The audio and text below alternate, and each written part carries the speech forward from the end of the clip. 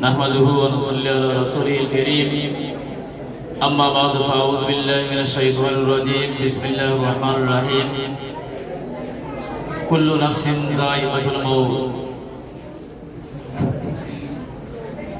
অধ্যকার গাজীনগর দারুল কুরআন হাফিজিয়া মাদ্রাসা কর্তৃক আয়োজিত অত্র মাদ্রাসার প্রতিষ্ঠাতা মুহতামিম আমার শ্রদ্ধেয় চাচা হযরত মাওলানা আব্দুল মুসাদ্দির রাহমাতুল্লাহি আলাইহি জীবন ও কর্মশীর্ষক আলোচনা সভায় সম্মানিত মুরব্বিয়ানে কেরাম, মুআজ্জাজ উলামায়ে কেরাম, অত্র মাদ্রাসার শিক্ষক মণ্ডলী এবং ছাত্র ভাই, আজকের সভা অনেক আগে থেকে শুরু হয়েছে। এখন আমরা শেষ প্রান্তে উপনীত হয়েছি। বিভিন্ন বক্তার মাধ্যমে আপনারা হযরত মাওলানা আব্দুল মুসাদ্দির রাহমাতুল্লাহি আলাইহির জীবন এবং কর্ম সম্পর্কে অবহিত হয়েছেন।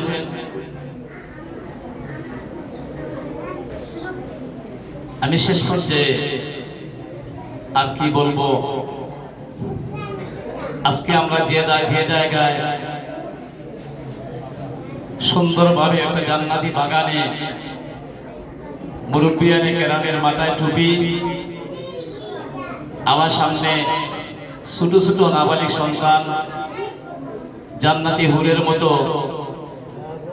ওদের গায়ে পাঞ্জাবি এবং টুপি পরিহিত অবস্থায় একটা জান্নাতি সমাবেশের আয়োজন আমরা উপভোগ করতে পেরেছি।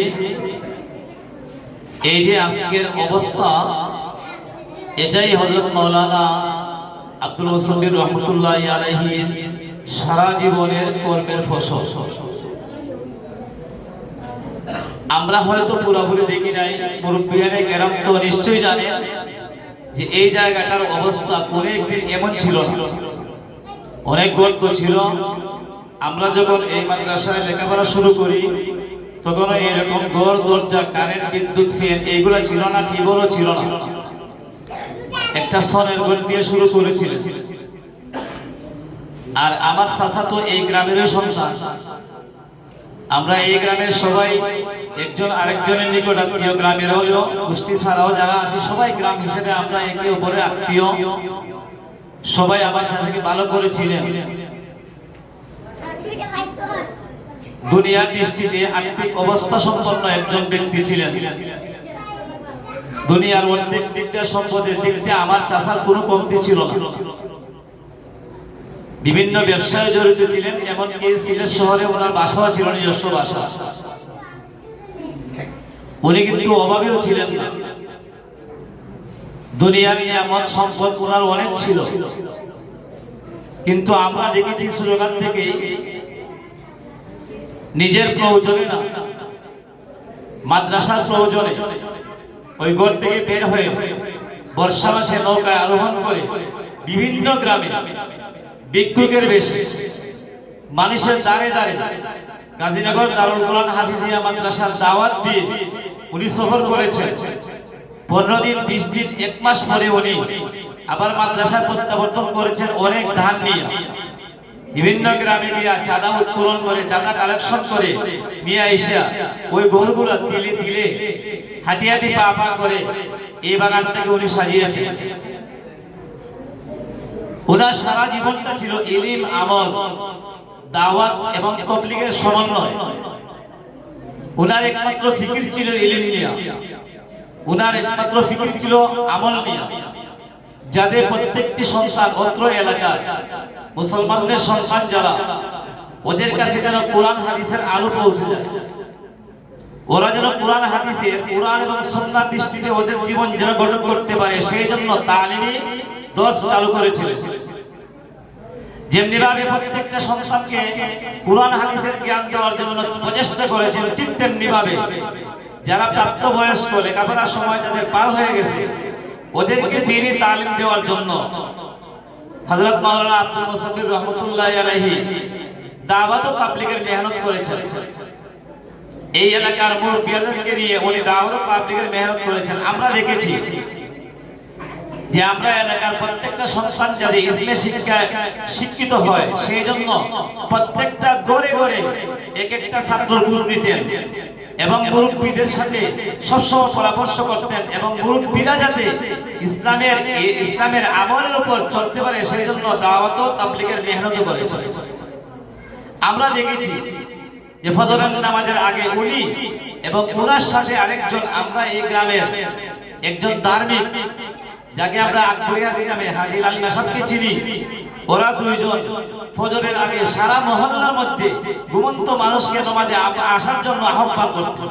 ঘরে ঘরে আকবরিয়া হাজী সাহেব দাওয়াত দিতেন, ঘরে ঘরে ডেকে আসতেন। আমার চাচা আব্দুল মুসলিম রহমতুল্লাহ আলাইহি ঘরে ঘরে ডেকে মানুষকে ফজরের নামাজে মানসান।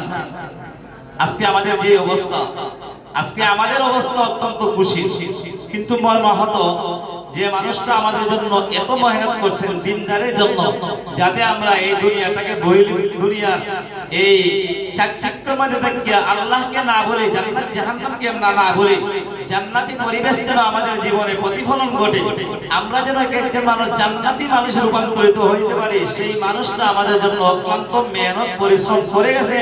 এটা আমাদের জন্য অত্যন্ত আনন্দের। কিন্তু হৃদয়রা ভারাক্রান্ত, এত মেহনত করার পরে আজকে আমরা যারা আছি, উনি আজকে এই জমিনের উপরে নাই। কিছুদিন আগে উনি আমাদের মাঝে ছিলেন, কিন্তু আজকে উনি নাই, উনি আমাদের ছেড়ে চলে গেছেন।